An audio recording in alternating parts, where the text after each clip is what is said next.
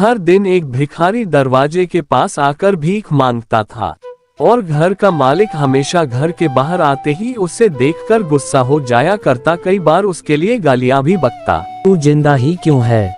पूरी जिंदगी ऐसे ही भीख मांगेगा क्या? धरती का बोझ क्यों बना बैठा है? और कभी कभी उस भिखारी को गुस्से में वह धक्का भी मार दिया करता। इतना कुछ हो जाने के बावजूद भिखारी के मुंह से सिर्फ यही निकलता कि भगवान तुम्हारे पापों को माफ करे। एक बार सेठ को धंधे में बड़ा नुकसान होने की खबर मिली। सेठ बहुत परेशान था कि तभी उसके दरवाजे पर वही भिखारी आया। गुस्से में अपना आपा खोते हुए सेठ ने उस भिखारी को पत्थर दे मारा। पत्थर लगने के कारण भिखारी का सर फूट गया और उसके सर से खून बहने लगा। फिर भी दर्द से कराहते हुए भिखारी ने इतना ही कहा, भगवान तुम्हारे पापों को माफ करे। भिखारी वहां से चला गया। सेठ सोच में पड़ गया कि उसने भिखारी को पत्थर मारा, फिर भी उसने सिर्फ प्रार्थना की। सेठ का गुस्सा शांत हुआ। भिखारी का रहस्य जानने के लिए सेठ ने भिखारी का पीछा करना शुरू कर दिया। भिखारी जहां जहां जाता सेठ उसके पीछे जाता। सेठ ने देखा कि कोई उसको खाना देता, कोई उसको मारता, कोई अपमानित करता तो कोई गाली देता।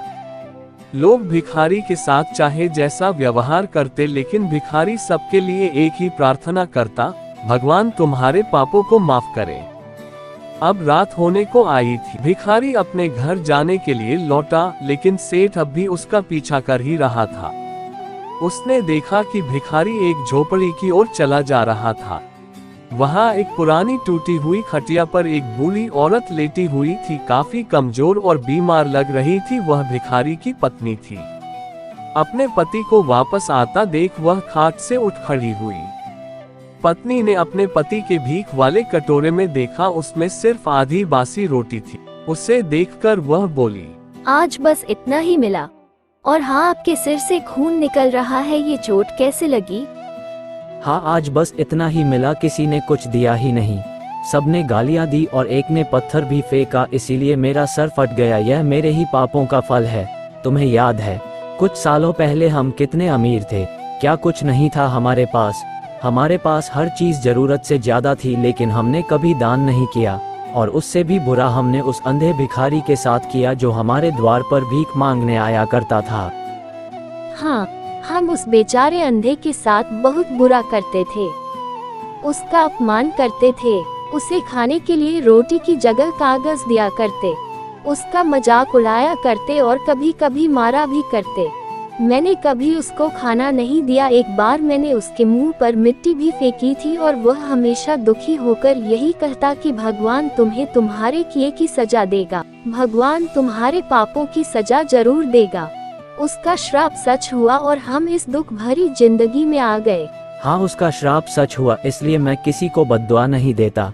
चाहे कोई मेरे साथ कैसा भी बर्ताव करे, मैं हमेशा उसके लिए प्रार्थना करता हूँ। मैं नहीं चाहता कि कोई भी हमारे जैसे जिंदगी का अनुभव करे, किसी को भी हमारे जैसे दुखों का सामना करना पड़े। वो नहीं जानते कि वह कितना बड़ा पाप कर रहे हैं, इसलिए अनजाने में हुए पाप की ऐसी सजा किसी को भी मिले मैं नहीं चाहता।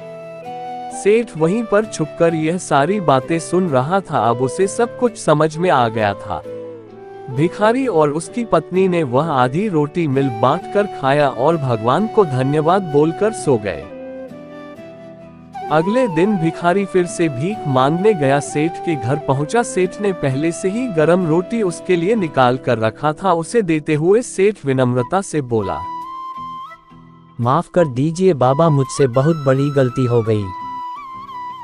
भगवान तेरा भला करे। इतना कहकर वह आगे निकल गया।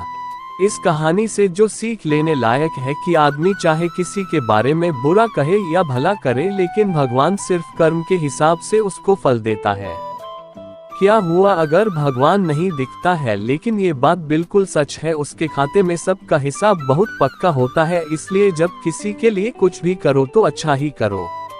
अगर आपको ये कहानी अच्छी लगी हो तो वीडियो को लाइक कीजिए और ऐसी ही और कहानी सुनने के लिए चैनल को सब्सक्राइब कीजिए। तो मिलते हैं हम आपसे अगली वीडियो में, तब तक के लिए बाय बाय।